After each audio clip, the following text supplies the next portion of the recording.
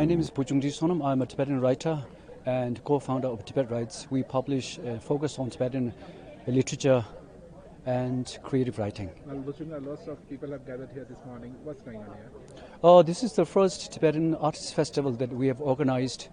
I've been thinking about this organizing such event for a really long time. I'm very happy that this has happened today.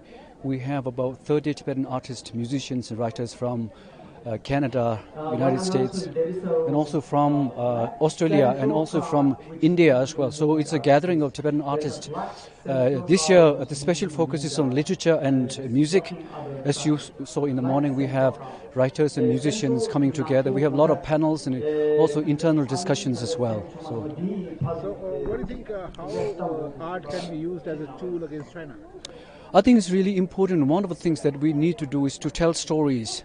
And to who tells story? Writers tell stories, musicians tell stories, filmmakers tell stories. I think story is really important. For Tibetans, we have a lot of stories to tell based on our lived experience. On the other side, there's Chinese propaganda machine, spending huge amount of money on propaganda materials. But on the other side is our human experience-based literature and creative expression. So for us, telling stories is really important, and people who tell best stories are the artists. So I think it's really important for us to get together and kind of understand what art can do, how we can tell our stories better, how we can make ourselves hear better.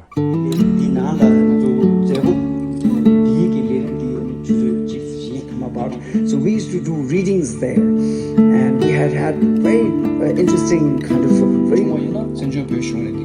Tibetan cultural ambassador series, and it's such a precious and rare occasion for us to gather in this way.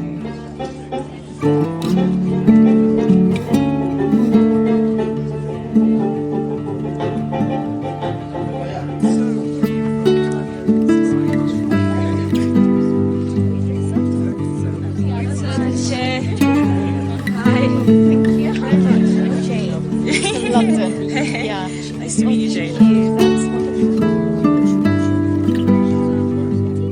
Yeah, my book is called We Measure the Earth with Our Bodies, and it's a story of a Tibetan family that decides to leave Tibet in the early days of the Chinese invasion, and they end up going into exile, and it's basically a story of 50 years of Tibetan exile, as told through the story of the family.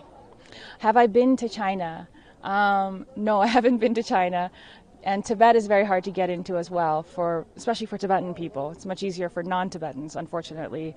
I have been to the border of Mustang in Nepal, where Tibet is at the border, and also to Ladakh recently, to Pangongtso, where I also got to glimpse my homeland.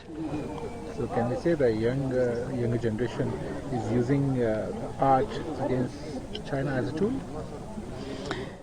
Yeah, I mean, I think we're using art in the way that we've always used art, which is an expression of who we are as a people. You know, it's not just a tool against an enemy or an oppressor.